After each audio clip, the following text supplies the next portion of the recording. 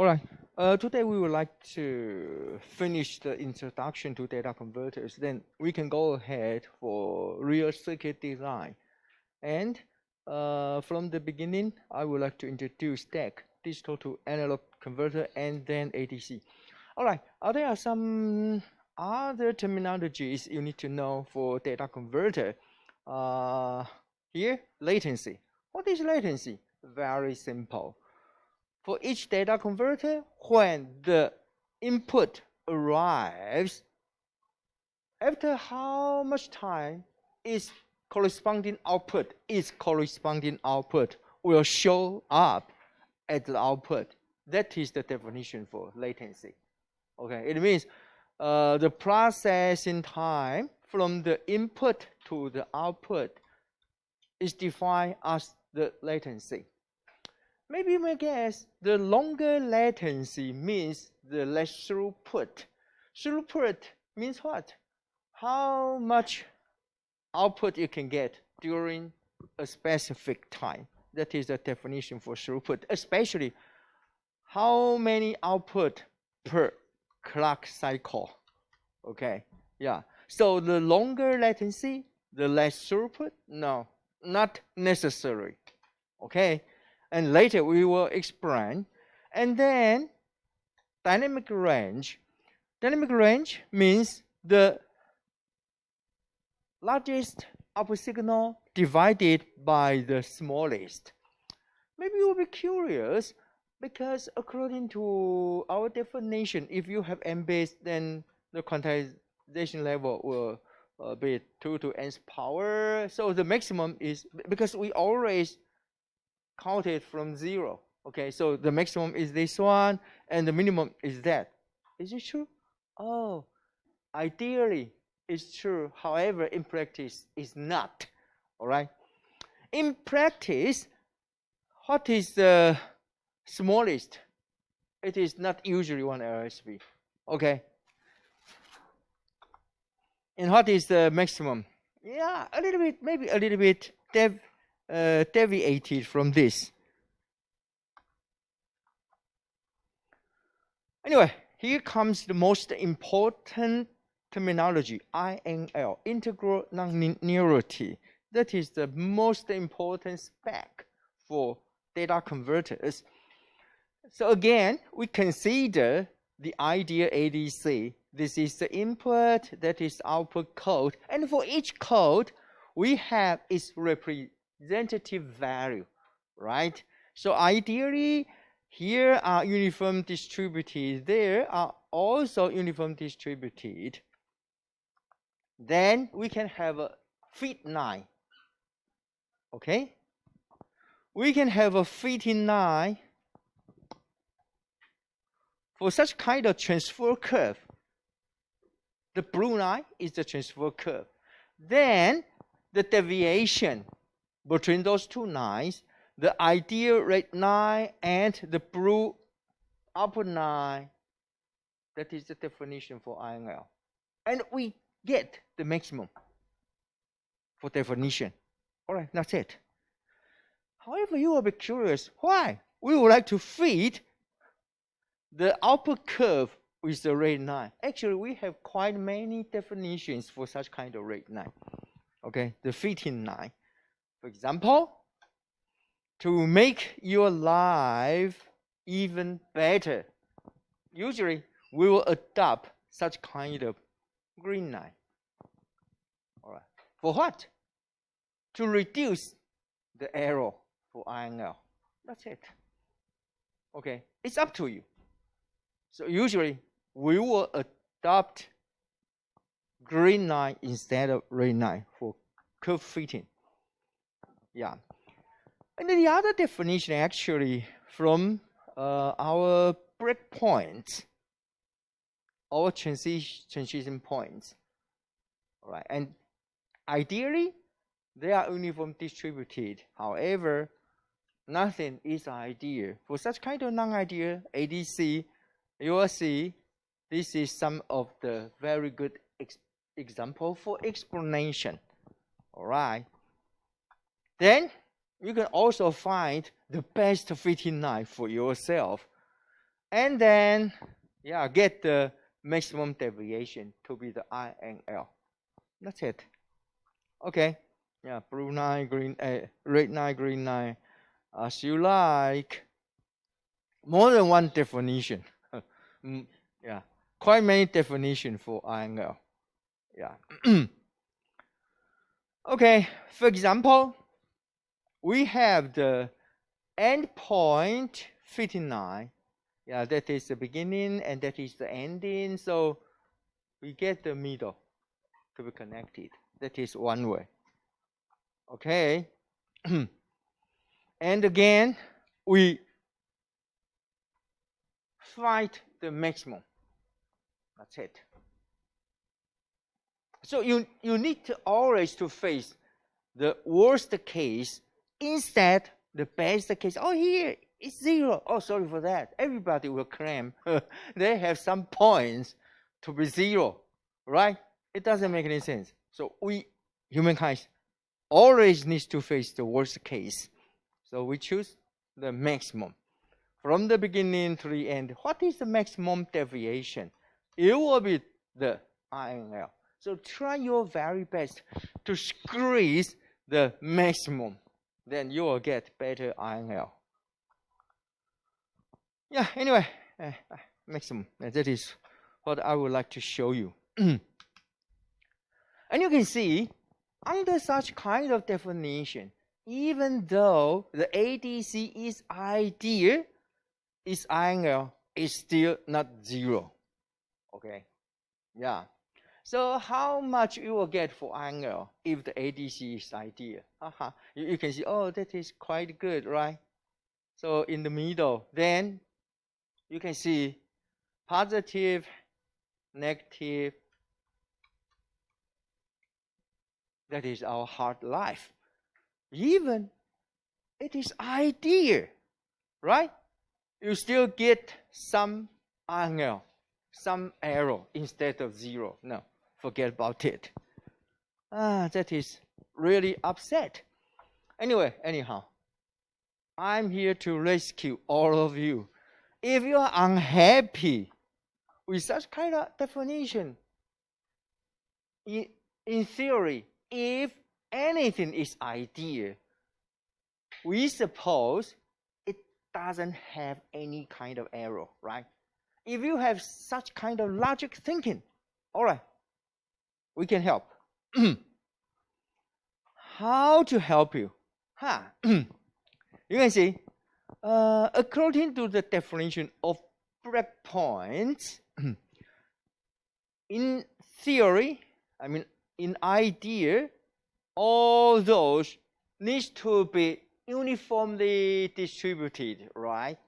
That is the ideal case, right? And then, unluckily enough, the practical case is they are not. Not what? Uniformly distributed. Okay. So that is the ideal case.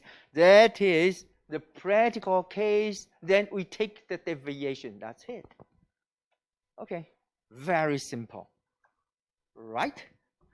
So for example, here is the ideal value for the third point. And that is the practical value for the third point. Then the deviation is defined as the I and L for the third point. And again, you need to take the maximum. I don't care. For which point? From the beginning to the end, you need to take the maximum to be the definition of I and L. That's it. Are you happy? You had better be happy. Why? Because according to such definition, if your ADC is ideal, it means what? No error at all. The angle will be exactly 0. Congratulations. Okay? And I myself like this definition very much. Oh, not due to it will be 0 for ideal case. No. The major concern is we can achieve even better resolution than your own design. So go back to the very beginning. As I told you, usually this is the definition for ideal ADC, right? If you can make your deviations here, I mean, according to breakpoint INL definition. If you can make your INL less than this, congratulations. The effective number of bits will be better than what you claim, right? So you can see, if you reduce it by 2, congratulations. Your effective number of bits will become n plus 1. N is the ideal value, right? You claim from the beginning for your own design. So if your INL look like this, then we'll say, it is simply n. Yeah. The effective number of bits equals the number of bits you designed from the beginning. Got it? However, usually the case will be worse. The practical value will be worse than this. For example, it is 2 times double to become 1 LSB. Then what I will say, sorry for that, your effective number of bits will be reduced by 1. Got it? If it becomes 2, m minus 2. You lose 2 bits for effective number of bits. That's it. That is the idea. So this is the main reason why I'm quite happy with this, because with such kind of definition, it is possible to make your ENAV better than this. Okay, that is really fantastic. Yeah, and that is what I would like to share with you. For an ideal ADC, INL is ideally 0 under such kind of definition. Bingo. So you can see, for an ideal ADC, how much is the effective number of bits? Actually, it could be infinite. All right? Infinite accuracy for ideal case. It makes so much sense. Right? That's it. But anyway, nothing is ideal, nothing is perfect. So we have no way to achieve something like this. However, to achieve something better than this, it is totally possible. Okay? Yeah.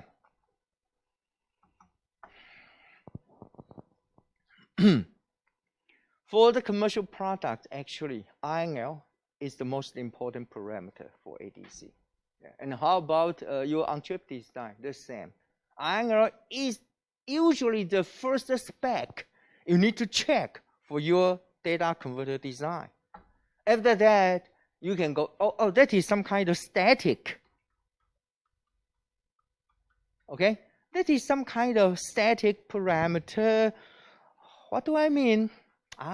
In theory, you can increase your input. Oh, what's the matter? From the minimum to the maximum, gradually. I mean, slowly. Okay? Slowly increase from the minimum to the maximum. Then you'll see from the beginning, you always got 0. After the first breakpoint, you will get C1, right? Then 2, 3, 4, blah, blah, blah. Wow, in this way, we can get such kind of beautiful curve for your real conversion. So we call it a static parameter.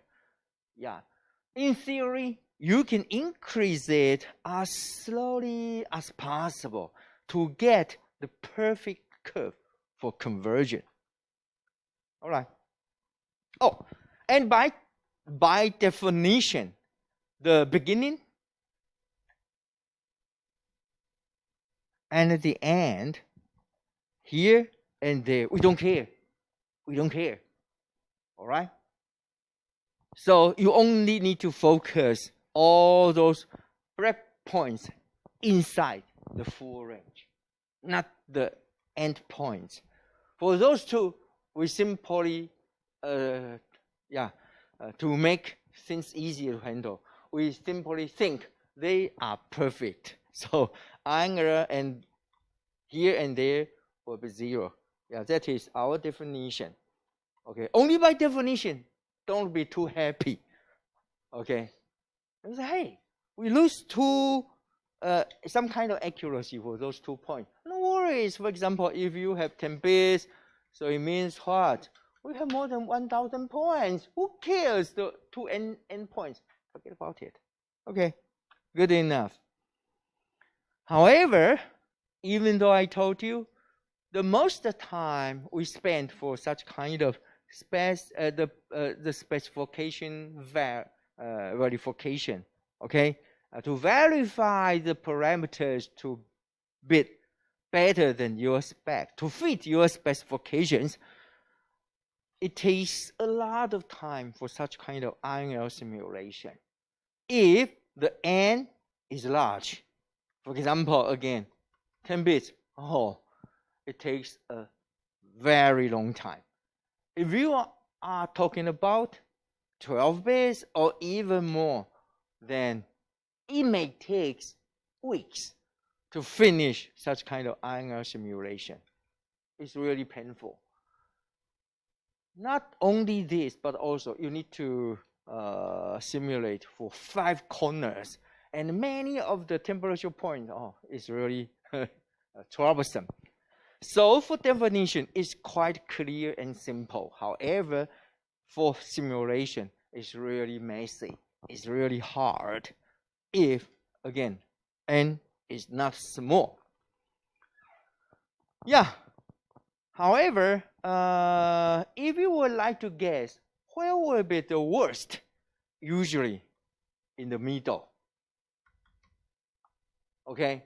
If you have the chance to have a look at the practical INL, never mind for simulation or measurement, especially for minorly weighted structure. It means 2 to 0's power, the first power, second. Okay, yeah, with such kind of minorly weighted structure, 二进位权重式的结构, usually the worst case is in the middle because the most important bit, the MSB, and the others in theory, for example, from order 2, right?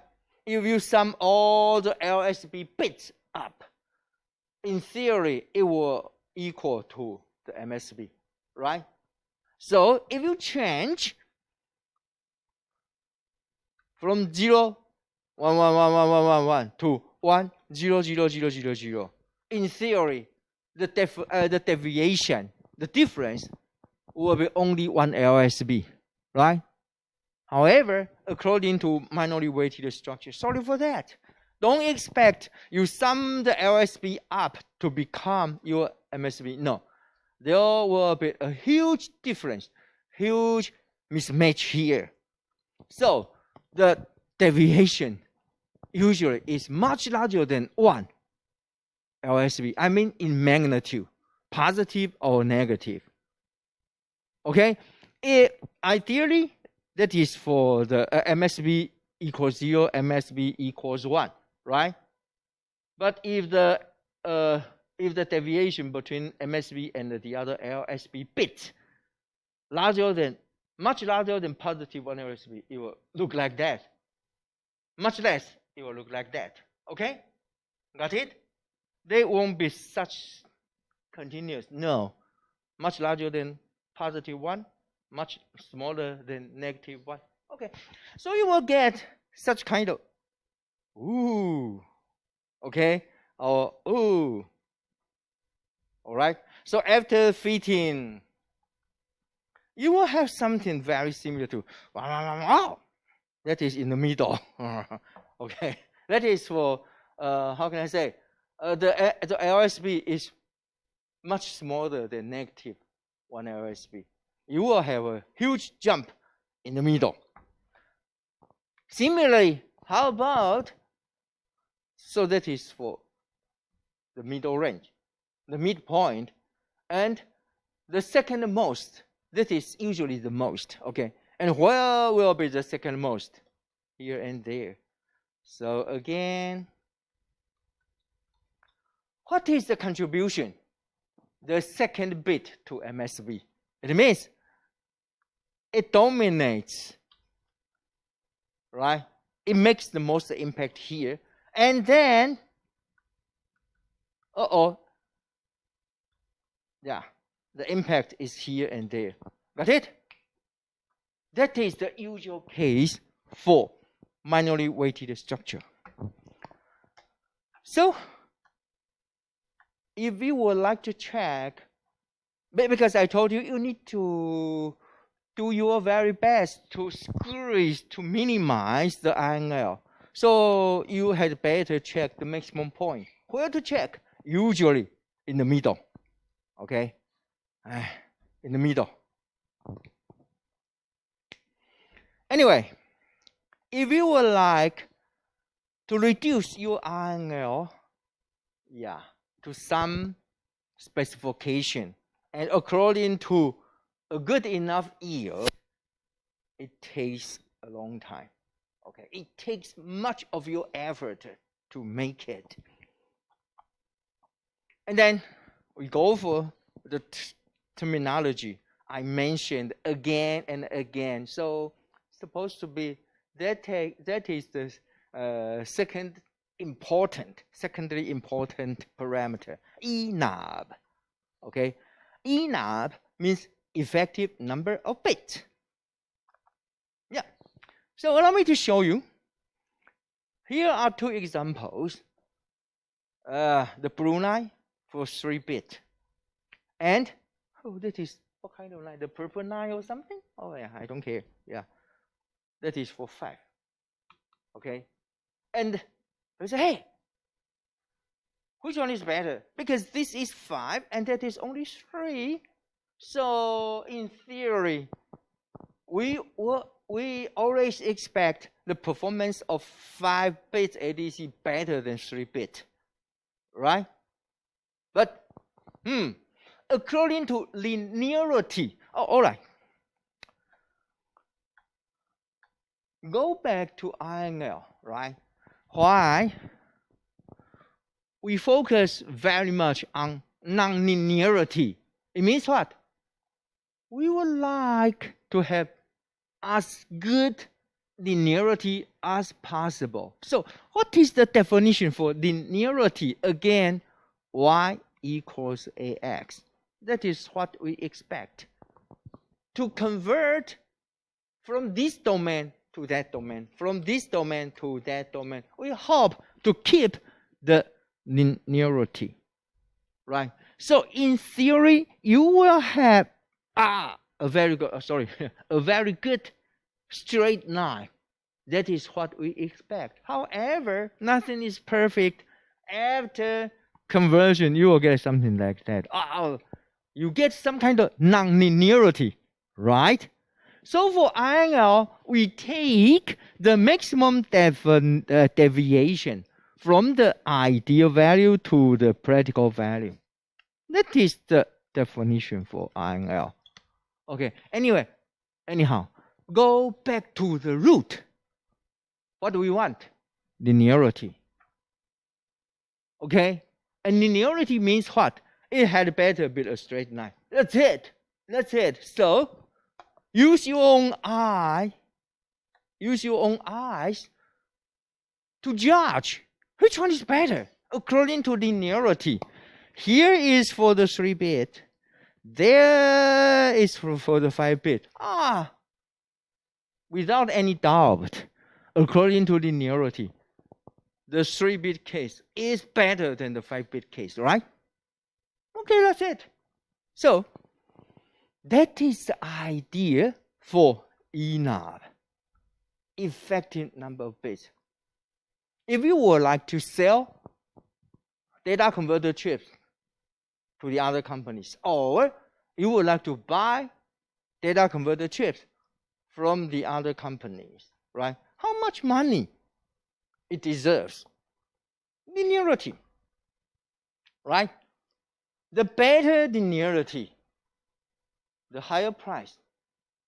Yeah, that is a good bargain. However, according to linearity, don't tell your buyers, your customers, oh, please look at the transfer curve, conversion curve by yourself, according to linearity. Oh, okay, how much it deserves? It doesn't make any sense, okay? Don't expect your customers or yourself have keen eyes to check the linearity of the curve. No, it doesn't make any sense. We need to have some kind of scientific parameter, yeah, to regulate, to sense how much linearity our curve has. So that is the most important idea for ENAB. Yeah. For those two converters, you can see resolution usually is not a good measure. Okay? Yeah, you say, oh, look, I have 5 bits for you, so the price here should be higher than this. Oh, sorry, it doesn't make any sense because according to your eyes, the linearity here is much worse than there, right? Right. So don't say, hey, I have 5 bits, so 2 bits more, so the price will be 4 times higher. Forget about it. Only if you tell me the ENAB, effective number of bits, is 2 bits higher, then you can consider to pay 4 times more. Otherwise, forget about it. All right? So that is what I would like you guys to learn. Even though many of you in the future don't touch data converter design, you still need to know the good or bad of such kind of data converter, how to evaluate how good the data converter is. I think that is a very important issue for all of you. Never mind, you will design data converters or not in the future. Okay, so how to evaluate such kind of ENAB? Here, the arrow, the linearity arrow, because again, ideally it should be a linear line after conversion. Oh, sorry for that. Right. So we would like to check the maximum arrow. That's it. To define such kind of ENAB. Yeah. So ENAB is often used to evaluate how good your ADC, your data converter is. Unluckily enough, we have quite many definitions for ENAB. Okay, so you need to choose one. Yeah, the best to fit your own need. You can choose the best definition. Okay, here is what I guess the most fair definition, 最公平的 for ENAB, angle based. And I told you again, from the beginning, the ideal value look like this, right? So if you can reduce it, you can get more accuracy. If it is increased, sorry for that, you will lose some accuracy. It is fair for everybody, right? And that is some kind of very simple derivation. Just do it by yourself. Let's go to the end. Yeah, that is the definition. You can see nu. Yeah, the angle here. The real angle here. Okay? NR is the definition, is the resolution you claim from the very beginning. Just like, oh, you claim I have 5 bits for output. Oh, you have only 3 bits for your output, so mine is better than yours. No, sorry for that. Even though from the beginning, mine is better than you. However, nu here means the angle arrow. Okay, the angle the maximum deviation, blah, blah. Yeah, mine is much larger than yours. So for this one, especially here, you will lose a lot of accuracy. Okay, anyway, let's go check here. For such kind of derivation, piece of cake, do it by yourself. Even I'm your professor, I'm your teacher. When I got it, I derived it by myself. Okay, so you guys had better to derive it to convince the result is correct. However, I wouldn't like to waste your time or my time. How I can explain from the very beginning, if we only take the absolute value. I don't care if that is positive or negative. We take the magnitude. Okay? So for ideal case, as I mentioned, it is, according to LSV, right? It is 1/2. So to take this, you got, because this is 2 to minus first power, right? So you will get -1 here. However, here is the other minus. Minus means plus. Okay, that is really upset. So you have NR -1 and +1. Oh, bingo! You get what? You get NR. That's it. Exactly. If you have, again, then the ENAP will equal the resolution you claim, 你宣告的. Okay? Bingo. That is really nice. Yeah. This one is much better to have a look at. So, if you reduce it to this, congratulations, 2 to -2, right?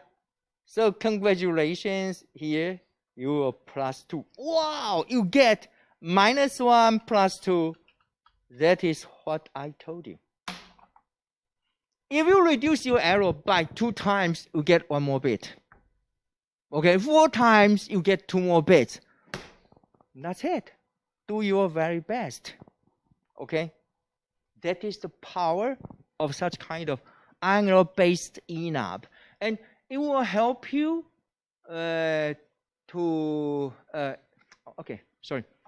it will prevent you to get any misunderstanding when you design such kind of sigma delta ADC. Because again, you will actually design 20 bits for ENAP. Then the deck inside the ADC needs to be much higher. The accuracy needs to be, in theory, higher than this. In practice, much higher than that. Okay? But how to make it? Very simple. According to this definition, you will know your target to reduce the angle. Okay? How much? According to this, you will know how much to reduce. Okay? That's it. Very good definition. Let's go further. Some kind of, this is the table for you, right? From the beginning, ENAP equals the resolution you claim. If it is doubled, sorry for that, you lose 1 bit. Doubled again, lose another bit. That's it. However, if you reduce it, you will get 1 more bit. Again, the other bit. Okay? It is a really fair definition for everybody. And here is some kind of definition, some kind of derivations to convince you. Never mind from the beginning how much bit for your resolution. The ENAP is still the same. Okay? In brief. So we have this. And how to say that? Okay, let's go back. Derivations, do it by yourself. Okay? But I hope I'm a very good teacher. Allow me to explain this to you. As I mentioned, for the 5-bit case, compared to 3-bit, right? You say, right now I have 5 bits. The ENAP Because the more bits, remember that what is the LSB? Ideally, it will be V reference divided by 2 to nth power 5, fifth power here, right? You are unhappy because the LSB is so small, and this is the reason why nu, after simulation of measurement, compared to the very small LSB, this one is large, right? So you lose a lot of bit because it is large. Then here we will lose a lot of accuracy. If you are unhappy, you will say, hey, right now I have 5 bits for output. I just pretend I have only 3, right? You just cover the 2 LSB bits. I don't cover the first 2. It doesn't make any sense. Nobody will do such kind of silly things. So you just forget about the 2 bits. In this way, you can tell your customer, oh, right now I have only 3 bits. Or during packaging, you don't get the last 2 bits for output. That's it. You have only 3, right? In this way, because you have only 3 instead of 5, what does it? LSB will become 4 times larger, right? So nu will become 4 times smaller. Got it? Got it? Oh, congratulations! Congratulate myself. This one, according to 4 times larger LSB. So according to LSB, right? The nu here, the measured or simulated result, will be reduced by 4. So I get 2 more bits here. I get back 2 more bits. Yes. But don't forget that from the beginning, you reduce 5 to 3. So you lose 2 bits here and get back the other 2 bits. Sorry, the result is still the same. Got it? That's it. Okay. Yeah, maybe after some minutes or 10 minutes of derivation, finally you get this. But after that, most of the students will get lost. What does it mean? No idea, right? Okay. Without any derivation, I just explained. And hopefully, all the students here get the point. Okay, don't cheat. Never mind how much resolution from the beginning. Yeah, or even to the end. Enough is defined by the real linearity or real nonlinearity. Okay, never mind you have 5 bits, or you can cheat. He just like this. Oh, it looks quite linear, right? So from the beginning you have only 3 bits. Then you can cheat your customers because it looks quite linear. So you try to package 1 more bit for output. What the other? How to generate all those 2? By random number generation. You don't always get zeros for output. It doesn't make any sense, right? After any kind of measurement, all those 2 LSB bits get 0 zeros or 1 1. It doesn't make any sense. So you can try to cheat them because after measurement you get such kind of good result, right? So you can have some kind of random number generator to generate the other bit. Oh, congratulations! In this way, wow. Again, you get 2 more bits here. However, the LSB is reduced by 4, right? So the same nu divided by 4 times smaller SB, it will be increased by 4. So you will lose another 2 bits here. That is fair. Again, you increase 2 bits to cheat your customers, but after measurement, 5 bits compared to 3 bits, LSB is 4 times smaller. So here, the same error, the same nonlinearity here will cause 2 more bits to be lost. So they cancel each other. That's it. That's it. Never mind. You have 3 bits for output, 5 or even 20 bits for output. I promise you. For the same conversion curve, you will get exactly the same ENOB. Okay? That is, this derivation will tell you and warn you, don't do any silly thing to hide your LSB bits or to create more LSB bits through random number generation. No, no, it doesn't make any sense. Again, it is really fair for such kind of definition. For sellers or buyers, 对买卖双方, how much you would like to pay, you would like to sell? Okay, just according to such kind of ENOB. The more ENOB, the more it deserves. Okay, that's it. Bingo.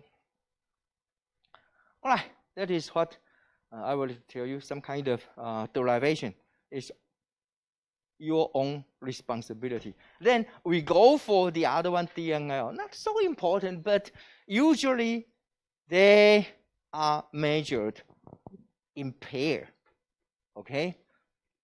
INL and DNL usually, they can generate from each other. Usually, we measure DNL first, then to get INL. So INL, in practice, yeah, is gotten indirectly. All right? You can measure it directly or indirectly, but how? Through the help of DNL, differential nonlinearity. Okay, that's it. So what is the definition for DNL? Oh, very simple. For each stair, right, it needs to be increased by 1 LSB, right? Then that is for ideal case. How about the practical case? It may be larger than or smaller than 1 LSB. Okay, that is the definition. If you, for each step, you have 1.4. Sorry for that. Then you get this for DNL. If it is only 0.9, you get minus 1 LSB for DNL. That's it. That is the definition for DNL. And how about here? The same. As I mentioned, from the beginning to the end, they need to be uniformly distributed, right? So, for uniform distribution, the width is 1 LSB. Then you check here, here, or there. How much deviation from one idea, how can I say, difference, okay? Then that is the definition for DNL. That's it. Exactly the same, okay? Yeah. And for new students or engineers, they may be curious what is the relationship between DNL and INL? For example, if you have small DNL, does it mean your INL will be also small? Sorry for that, no. But why? Okay, on the contrary, if you have large DNL, right, will your INL be large also? No, not exactly. Okay, so anybody get the point? I have shown you 2 cases here, right? Usually the new students or engineers, they will guess they have very strong relationship, right? The larger DNL, the larger INL. It makes a lot of sense. Sorry for that. Sorry for that. That is not the case in practice. All right? Anybody have any idea? Why? I guess more than almost 100% of you will think, they have some kind of strong correlation. The larger DNL means the larger INL. Sorry for that. No, it is not the case. Again, I hope I'm a very good teacher to help you clarify everything. I hope I can help you to debug your own brains. Okay? So you can see, here or there, even though DNL is small, however, if they have the same polarity, 它们有同样的极性，你就被水尾啊。Why? Because for the first step, it is only positive 0.1.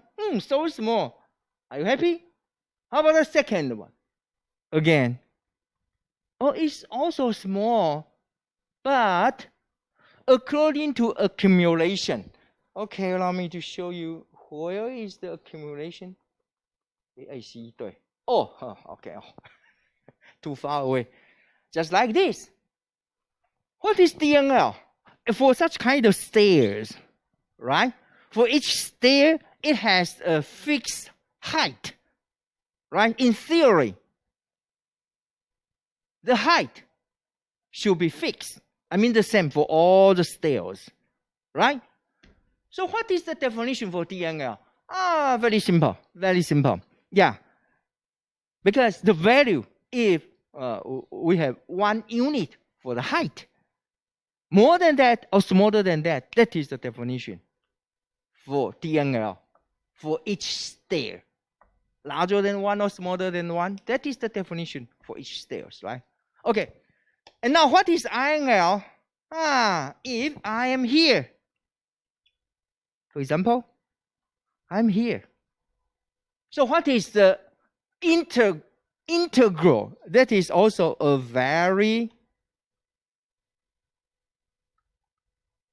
good explanation. Why? INL has integral for the first. Integral means what? Means what? Summation, right? So if you stand here, what is the ideal height for you? Before you have 1, 2, 3. 1, 2, 3, 4. So here, your height will be 4 by 1 unit. Okay? Okay, but if this one, a little bit higher than 1, you have 1.1. So the DNL is, as I mentioned, positive 0.1. And for the second, sorry for that, another positive 0.2. For the third, positive 0.1. For the first, positive 0.3. Okay,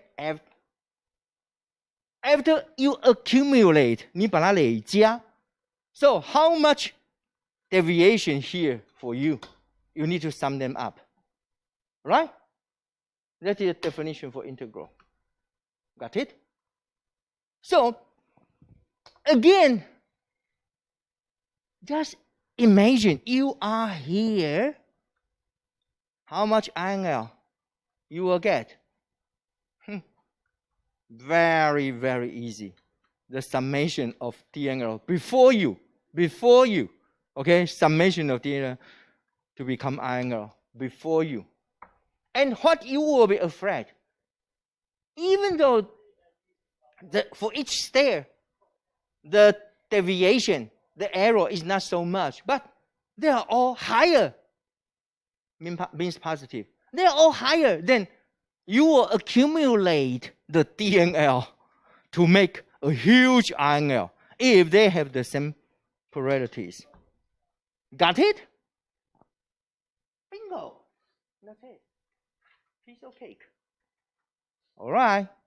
So this is what I can help to be a good teacher. If you have quite many DNLs, they have the same size, positive or negative, you will get large INL, okay, after accumulation. On the contrary, even though your DNL is large, for example, from the beginning, minus, right, and then positive, and then minus, and then positive. No worries. After accumulation, positive, negative, negative, positive, they will cancel each other, right? To make your angle small. That's it. I'm not talking about, don't get any misunderstanding. Say in the future, if you would like to get in some kind of ICT, now how you will be interviewed, right? So your future boss may ask you, if you have large angle, large DNL, you will get large angle. You say, no. Professor Poki told us it's not the case, blah, blah. Oh, sorry for that. Don't get any kind of misunderstanding. Usually, large DNL will generate large INL. Okay? That is the usual case. But that is the usual case instead of the always case. No. Yeah. They are not so strongly dependent on each other. So please get full understanding. Don't get any kind of misunderstanding. Otherwise, don't put the blame on me. Don't tell them you are my students according to my teaching in the class. So you get any kind of misunderstanding, that is your own fault, not mine. Okay? So again, we focus on angle very much. Actually, we don't pay too much attention to DNL after measurement.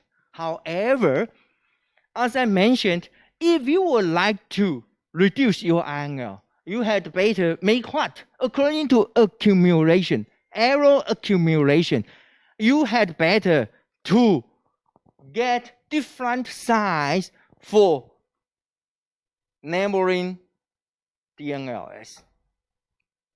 Okay? For your neighbors, if I am positive, had better all for your both neighbors, they had better be negative. And to the other side, positive, and to the other side, negative, blah, blah, randomly. Okay? In this way, you can reduce your angle. Okay? Again, do your very best to reduce DNL and during design. And then randomize their relationship, for DNL. For neighbors, right? Positive, negative, positive, that is the best. Right? And you will be afraid to see something. Wow, for some of the neighbors, they have all positive signs or they have all negative signs. Sorry for that, it's really harmful for your angle. According to error accumulation, please keep this in mind. That is the most important slogan. Today, you learn from myself. Okay? So you had better randomize them. Unluckily enough, if, for example, you have some kind of R string, right? Okay. Many of the resistors connected in series, so you have your layout very simple, like 1, 2, 3, 4, 5, 6. Okay. I promise you, according to systematic mismatch, if this one is positive, I promise you, its neighbors are more likely to be also positive. Wow, it is really harmful. It will become the usual case. Got it? So you had better randomize the errors here. But how? Don't expect your neighbors having different signs, polarities from yourself. No. So the best way actually, during layout, you say, hey, the first here, then. You need to randomize the positions. Got it? In this way, you can randomize, because the first here, the second, the third, okay? They are randomly distributed inside your layout region. I promise you, under such a way, you can conquer the problem caused by systematic mismatch. 你才有办法，你把它随机乱布一通，位置不一样，你才有办法打败系统性的误配。Okay, that's it. Yeah. And then you will know how much important the layout pattern is. Even though you do a very good design for your circuit, however, during layout, if you do something like this, sorry for that, the result will be really, really bad. Okay? According to, again, systematic mismatch. If I am positive, more likely my neighbors are also positive. That is really upset. All right? Oh, don't forget that we have systematic and random mismatches. You need to deal with both of them. And how about random mismatch? Oh, that is random. Okay, yeah. But during layout, for random mismatch, you need to make sure the device area for the resistor or for anything, I don't care, needs to be large enough.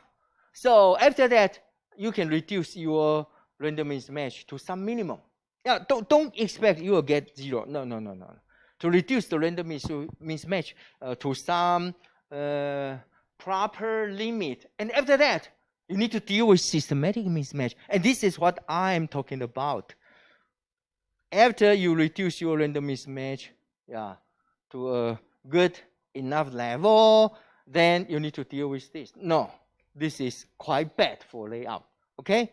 To randomize the layout, then you can get better angle. Okay, that's it. Let's go further. Monotonicity. It means what? If you increase your input all the way from the minimum to the maximum, how about the output? Hopefully, it is also increasing or decreasing as you like. But continuously, okay?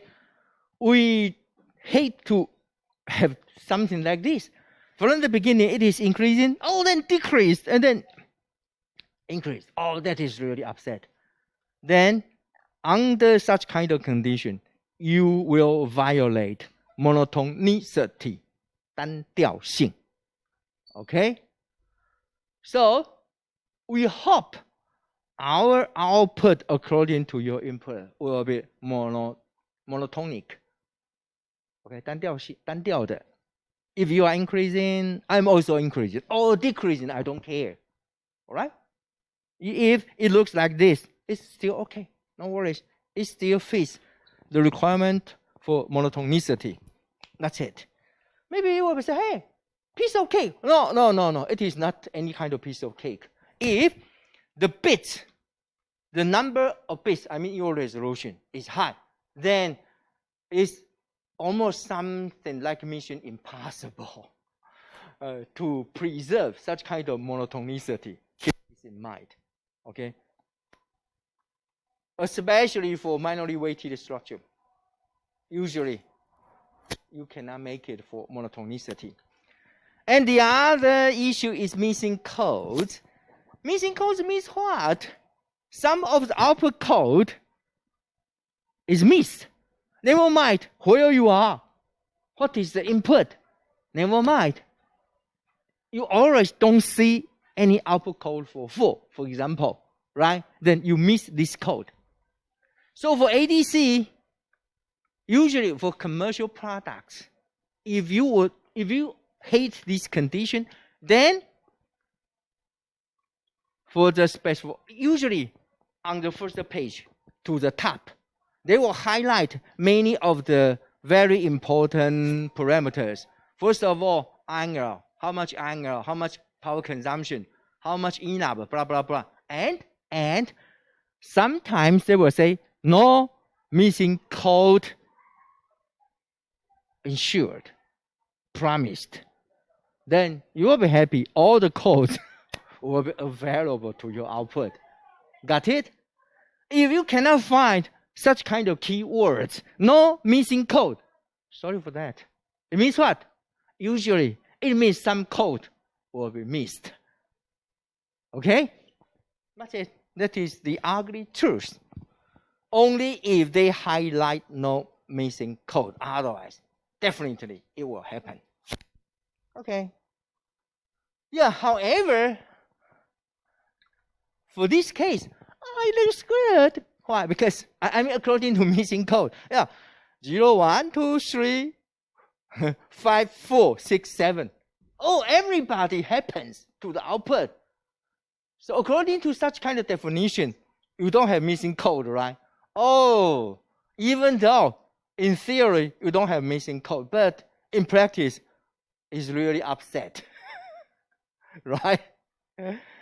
I don't think you like such kind of conversion. So such kind of weird condition, 诡异的状况, if you dislike it to be so weird, so strange, you need to follow not only missing code, but also monotonicity. Okay? So nowadays, usually we define missing code. Not only all the codes needs to show up, but also monotonicity. Then we can get rid of such kind of very weird situation, or this or that. Nobody will be happy. Okay, that's it. All right, before the break, I would like to tell you, if the absolute value of DNL larger than 1, and sorry for that, you will have some missing code. Okay? But why? Again, what is the definition for 0? The height of the stairs I show you is 1. Right? That is a perfect value. If it's larger than positive 1, what? It means the height of such kind of stair is 2 times larger, right? Compared to the ideal value, it is 2 times larger, at least. Then something in between will be missed, just like this.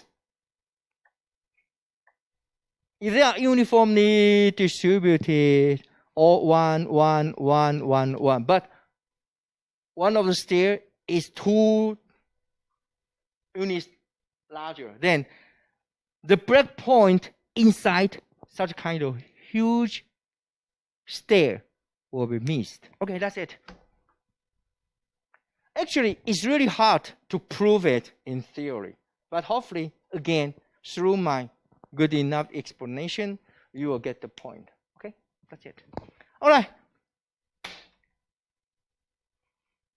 So you can say, hey, how about negative 1?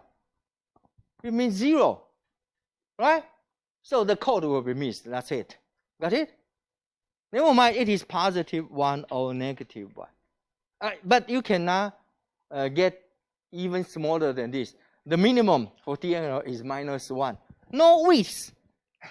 No width for this one, and it means its code will be missed.